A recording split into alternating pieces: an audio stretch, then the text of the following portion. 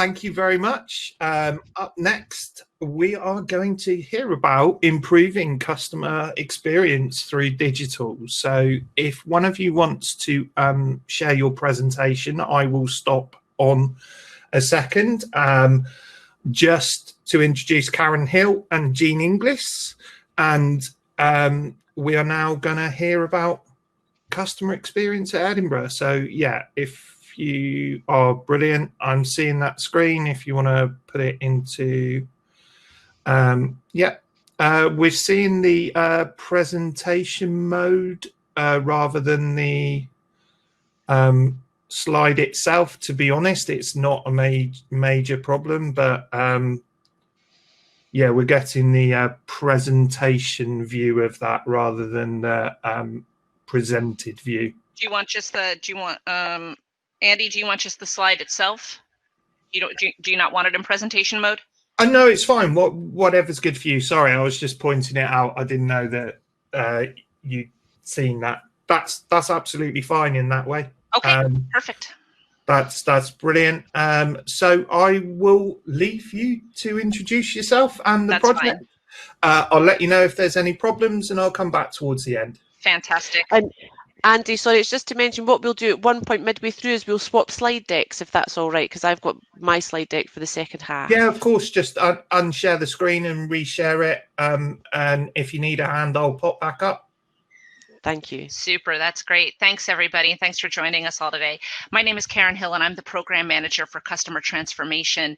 I'm going to start our session out today just giving you a higher level overview of our customer excellence program around the engagement of citizens, and our customer digital enablement program is a big piece of that.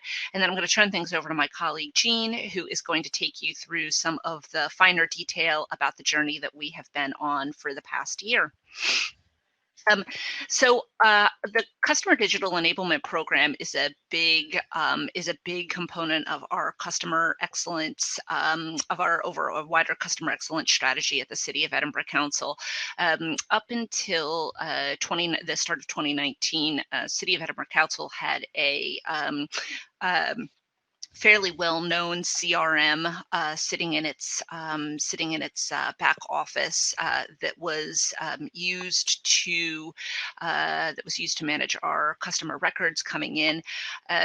That CRM, for a number of reasons, which I can get into after the session, because I think Jean and I are both going to try and stick around for a bit and answer some additional questions. But for a number of different reasons, that CRM was making it very difficult. It was very difficult with that CRM to get the basics right around our customer transactions. And for that reason, what we were seeing was a lot of customers relying on face-to-face contact with the City of Edinburgh Council, over the phone contact, not a lot of customers using our digital services and our digital transactions. And one of the reasons why they weren't doing that is because our online services were not simple, and they weren't quick for residents and businesses, we really struggled to get proactive communication to citizens through our online transactions around that CRM. And a large part of the reason for that was that there were not many line of business systems that were integrated with the CRM. So our agents were constantly having to have multiple screens up in front of them to be able to do really simple transactions. It made for a really disjointed flow of communication back to the customers, made for a really disjointed flow of information from our customers over to our services. And of course, that then resulted in just slower delivery of services. And the knock-on effect to that was that customers felt like they could get better, faster services by calling into our contact center, or going to interact with the council in a face-to-face manner. So in 2018, we started looking at replacing our CRM with a more fit-for-purpose solution. And one of the big things that we wanted to do with that new CRM was take back a bit of control. The council wanted to be able to have the ability to make simple changes to the CRM platform. We also wanted the ability to be able to create forms on that CRM platform and onboard additional transactions ourselves. We have an ICT delivery partner, as some of you will be aware of, and they have always owned the relationship with our CRM. And prior to the migration to our new CRM, which is Verint, in 2019, all of our requests to change the CRM had to go through our ICT provider, and then that had to go through the provider for the CRM, and then to the CRM itself. It was just really complex, really hard to make anything, really hard to get any kind of simple changes done. And there was absolutely no chance that we could create forms on our own on that platform. So in one of the big reasons for choosing Verint and making the migration from our old CRM over to Verint was to be able to have that ability to create those forms ourselves and try to shift customers to the channel that would be most efficient and appropriate for them. And we knew that for a lot of our citizens that would be a digital channel. And it was really this migration, our migration from our old CRM over to Verint was really about getting the basics right and then watching the results follow on from that. We knew that if we could make it easier for citizens to do the things that, we're all familiar with citizens wanting to do, and that's, report a misbin, report potholes, report broken streetlights, that they would, and if we could make it easy for them to do that online, that they would buy into that channel, and that the wider results that we were looking for, which is a shift away from the contact over the phone and the contact and face-to-face, would start to happen as well, and we would experience a reduction in cost to deliver those council services. But we had to get the basics right before we would be able to see those results. So the challenges, and again, I'm sure this will resonate with many of you on the call. City of Edinburgh Council is certainly not the only local authority seeing these challenges. So service issues, so inconsistent service provided by provided to customers, and so one of the things we wanted to do was to make sure that was righted, and we had a more consistent approach across all of our services. Systems and contact channels weren't integrated. City of Edinburgh Council has a number of very big, bulky line of business systems that manage the transactions in the back office. And because those aren't integrated with the CRM, it creates a bit of a nightmare for our agents and our front of house staff. Again, that gets back to having to have multiple screens pulled up to be able to do simple things on behalf of our customers. This gets us to visibility as well, no single view of transactions, and we were never going to get that unless we started integrating those line of business systems with our CRM.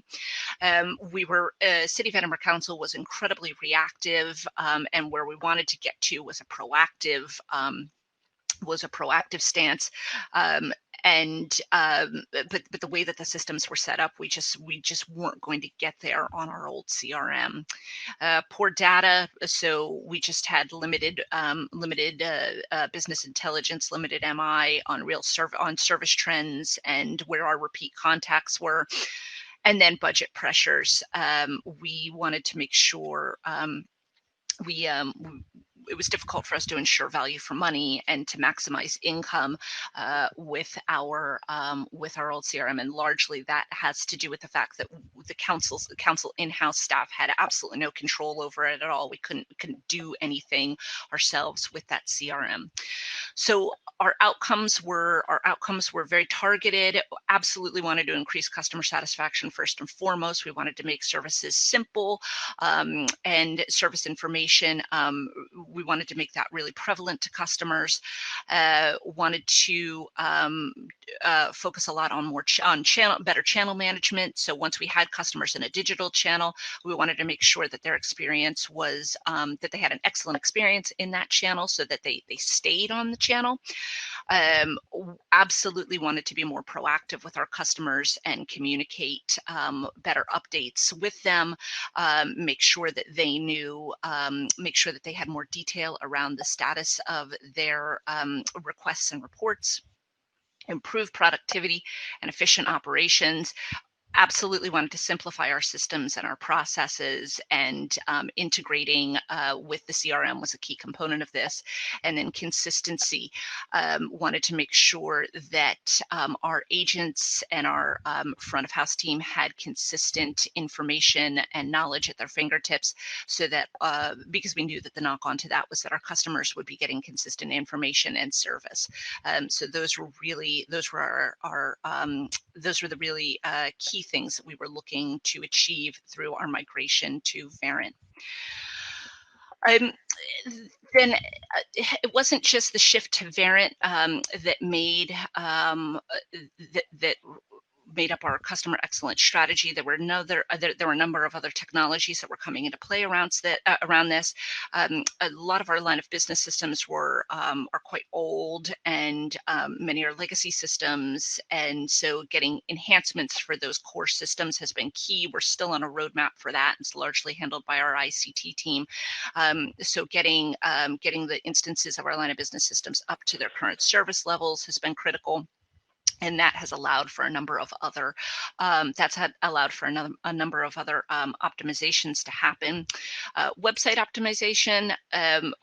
Around when we undertook the migration of our CRM, we also undertook the optimization of our website. Our website is run through Jadu, and what we were looking to do here was to make the website simpler to use, to give customers the information that they were looking for within 2 to 3 clicks, making key customer transactions easier to find. Piece of work that we've been doing recently is around web chat and chat bots, and making these 2 pieces of functionality more prevalent on different parts of our website. Enhancements to our call routing system. This is our IVR, making sure that customers, was very clear to customers through the IVR where the transactions that they were looking for were available. SMS functionality has been critical for us, as well as intelligent automation and social media. So all of these things have come together with our CRM migration over to Verint, and have played a critical role in getting us to the point where we can start to deliver some of our new initiatives. And again, Verint's been a key enabler in this journey. Our Verint team has been working alongside of us, hand in hand, to get us to a point where we can start churning out new initiatives and transactions for our customers, and building on the success of our phase 1 migration to the Verint platform. So as far as the things that we're looking to do into the future, certainly we want automation and self-service introduced. That's become more and more critical with COVID restrictions on customers coming into our local offices, and then just the resource that we have to be able to handle calls. So getting that self-service in place is absolutely critical for us. Active channel management to ensure choice and cost of effective service delivery. We've come away a bit from the channel shift mentality. We are not looking to force customers to transact with us digitally if that's not the right channel for them. And we absolutely realize that for some of our customers, it won't be the right channel for them, but we certainly want to make it, we certainly want that consistent experience for customers who call in and customers who transact online. And that's where Verint has been key. Our agent view on our Verint platform it largely mimics our customer-facing view. So our agents are seeing the same things on their systems that customers see when they transact online. And that's been critical to reshaping that part of the experience. We've still got some ongoing challenges to contact channels, updates, and articles. So we're just trying to improve the overall customer experience with branding and issue identification. Jean's going to get a bit more into that later, but you know, it's small things like that that we never had. They feel like small things, but they actually are really important pieces of our customer journey, and we never had any control over that before. And so being able to put that into the Verint platform and being able to provide that to our customers has been a real game changer for us. And then maximizing our online services. We've seen this over the past 10 months, certainly with COVID, certainly seeing a push to put things online that we'd never really been pushed to do before. And that's absolutely the direction we want to keep moving in. And then certainly we want to be reviewing payment channels and providing alternatives to cash. We're trying to come away from cash as much as possible, but again, we realize that online transactions are not going to be possible for everybody. It won't be a channel that you know, a small portion of our citizens are comfortable with. So it's finding an alternative way for them to pay, but not necessarily paying by cash or check.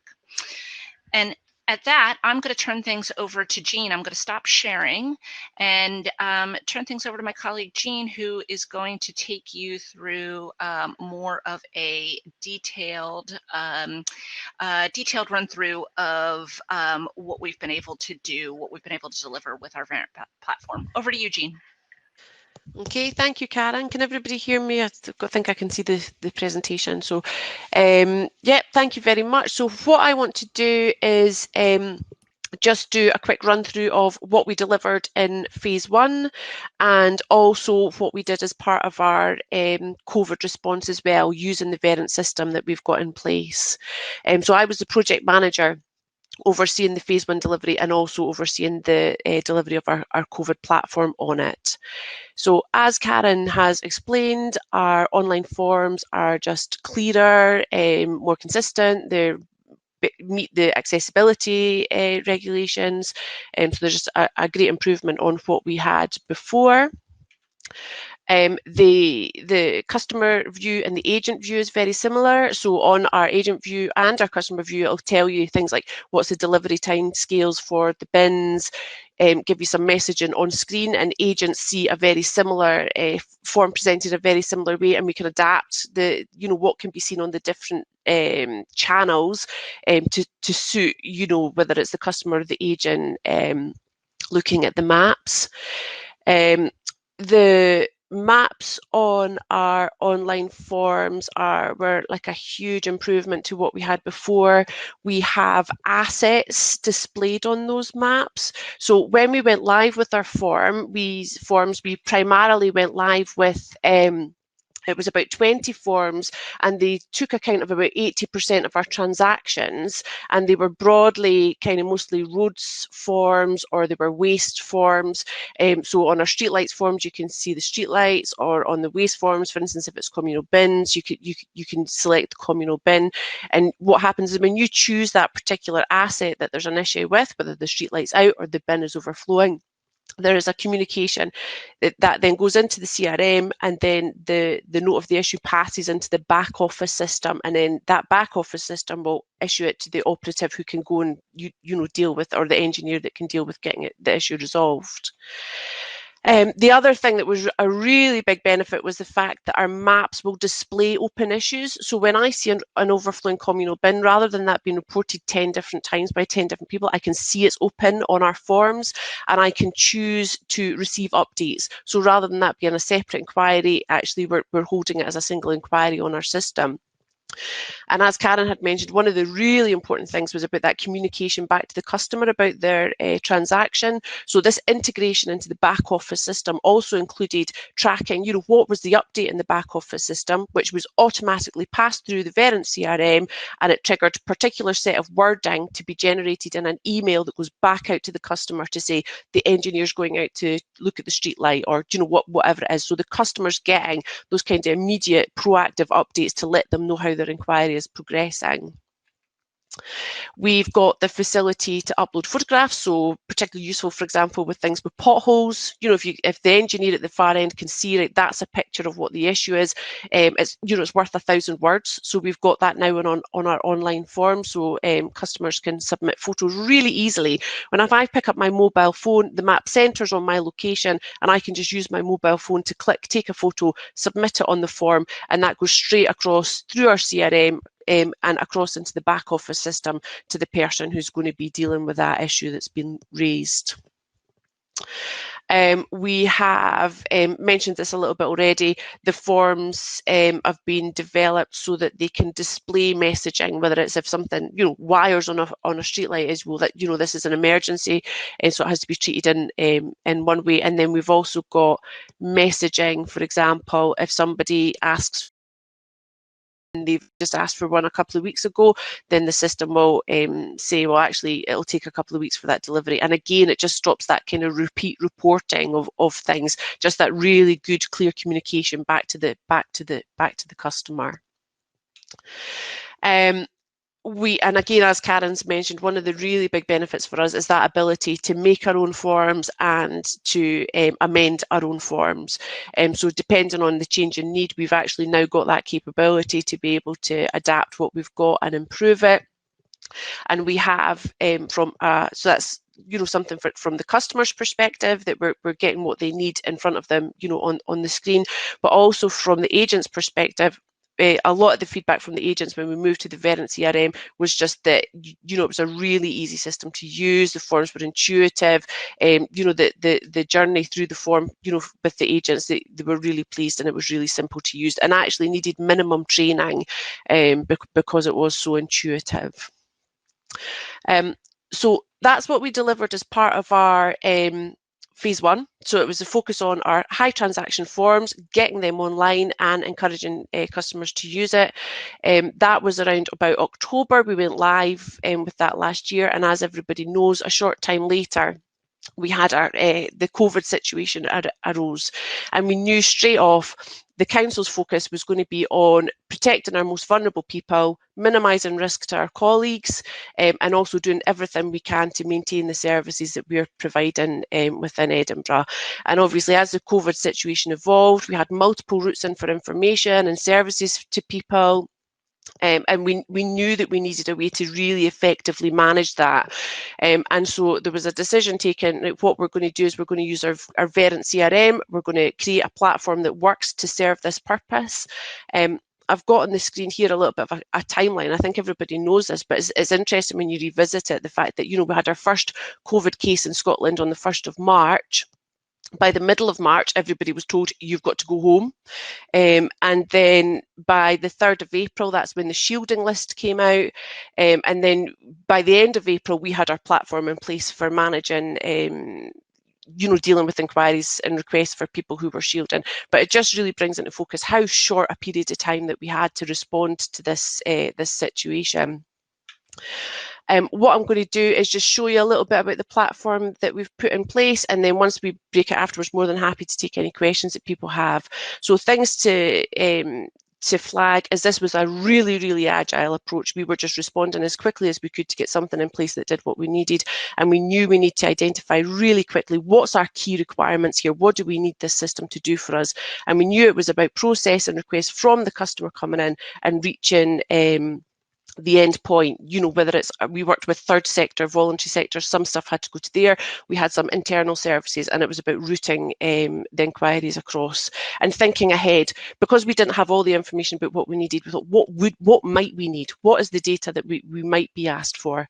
So we had like a medication route, a befriending route for people who were isolated and vulnerable.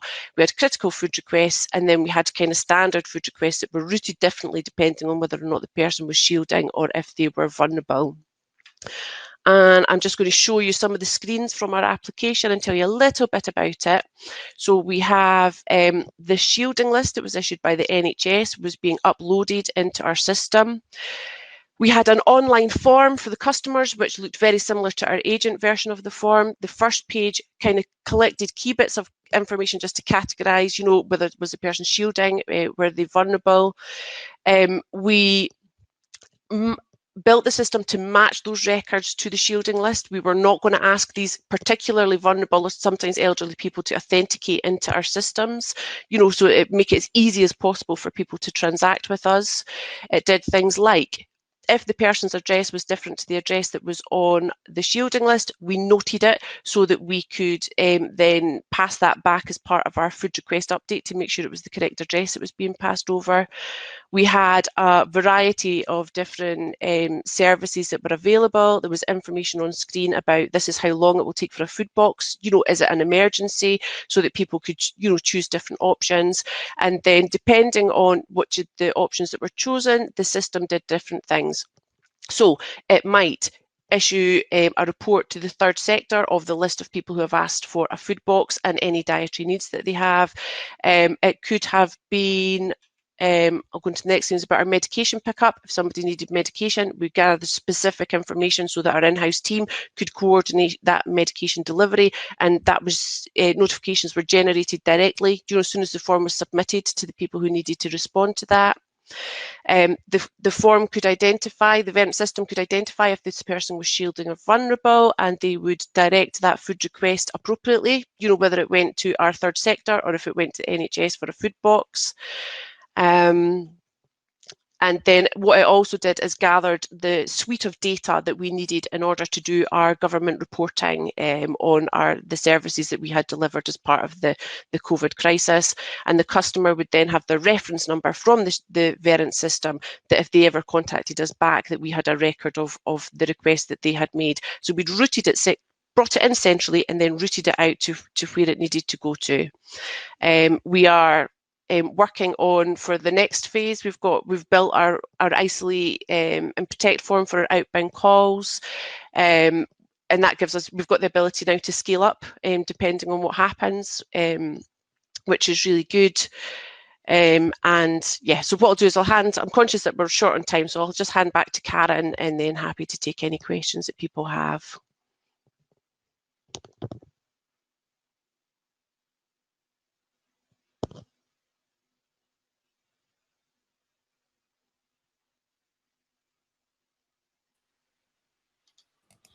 Hi, everybody. Sorry, it took me a minute to get my buttons set there.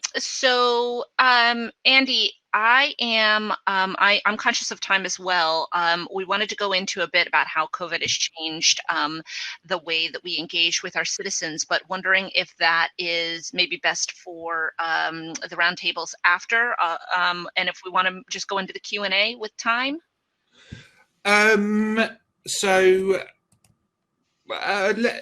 How long is it roughly? Yeah, I'll just maybe speak for 1 or 2 minutes. Yeah, cool. Go for it. Okay. So COVID has absolutely changed the way that we engage with our citizens, and it's going to continue the way that we engage with our citizens. We had a number of phone lines shut down over the COVID period just because we weren't able to get enough kit to contact center agents working from home to be able to do every single transaction that we had previously offered. And so while phone lines were shut down, customers were largely forced to engage with us online. Now that's something that we can start to lift a bit, but I think now that we've got customers in that channel, now that they are they're comfortable with the online experience, and they realize that it is easy and it's intuitive, and they can get those updates on their reports. We certainly want to keep them in that channel and keep going in that direction. It's going to be months and months before we're able to reopen our local offices, I would expect. So one of the things we need to continue to be able to do is to continue taking the manual and paper-based processes, and the council still has many of those processes, and getting those online where possible. Our focus right now is identifying transactions that have no other payment alternative than having somebody come into one of our buildings, and we're focusing on those as a matter of priority, just to get something available available for customers. We have a number of transactions where it's possible to make a payment over a phone, maybe not online, but over the phone. That gets us about halfway there. But we've also got a number of transactions where we've always had people walk into our council offices with cash in hand. So we absolutely want to get those. We absolutely want to get those transactions online as quickly as possible. So we're working at doing that. And then just as far as making sure that customers can see their online transactions and are comfortable with it, we no longer require customers to sign in for unauthenticated transactions. So customers can decide whether or not they want to transact anonymously, or if they want to use my account to be able to do that.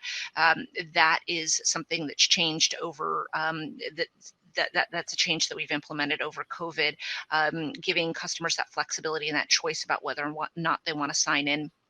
Makes the system more flexible, and it makes it faster to do things like report misbins and potholes and streetlights, which not everybody wants to sign in to be able to do.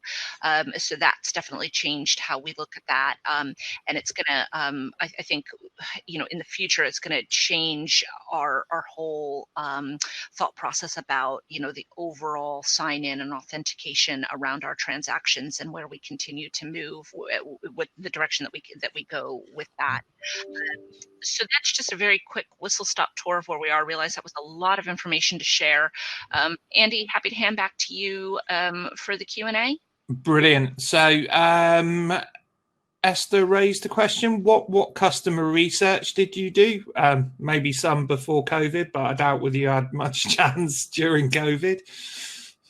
It's actually we didn't have to do too much bespoke customer research going into the migration of the platform over to Verint. I mean, we knew which transactions drove 80% of our volume, and it was the 2021 transactions that we chose to migrate in phase one. Those are the key transactions that drive the majority of our volume. So those were the ones that we migrated. We have a number of citizen groups that we pull into, virtual room now, but we've pulled into a room in the past whenever we've made big changes like this to gauge what the customer journey is looking like, what the customer satisfaction levels are with the changes that we're proposing.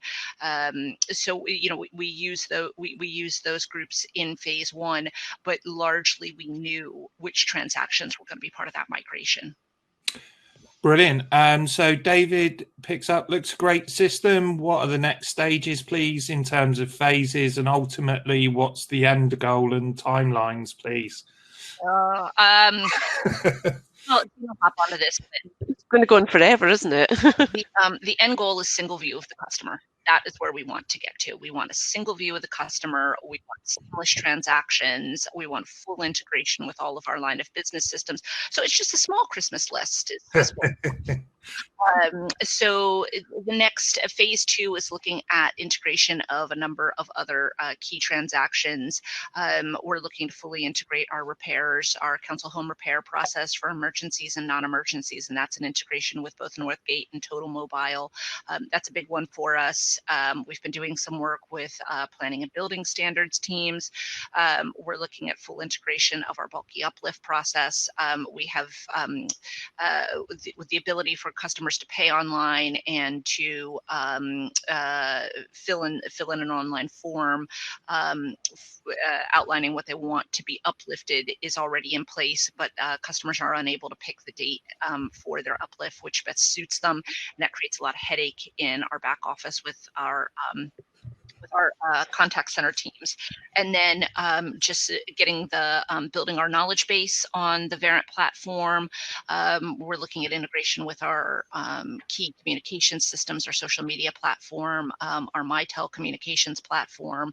So, a couple little small projects. Jean, did I miss anything? No, I think that's quite a lot, but no, that's about it. Okay, Peter asked this one. I think you've kind of touched on this already. Did you try a more self-service option with COVID support services, e.g. fewer calls and questions?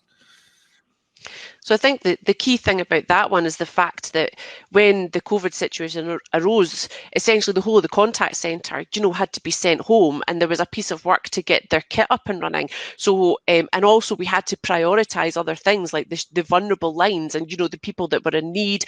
And so that became the priority. So a lot of these transactions, so what essentially the contact centre did is they shut down the phone lines for waste, for these transactions. And these went all online, and actually we didn't see any comeback on it. We didn't see anybody having any issue with that. Actually, people were able to move online and transact with us, for this was 80% of the transactions. That's where it went to, and we couldn't have done that if we hadn't already put that up, that integrated system up on the on through Verint. So that was really good. And now that the phone lines have opened, actually we're seeing much fewer people phoning in now. It's almost like they made that transition, and they don't need to use the phone lines now because we've got something online that really serves the need.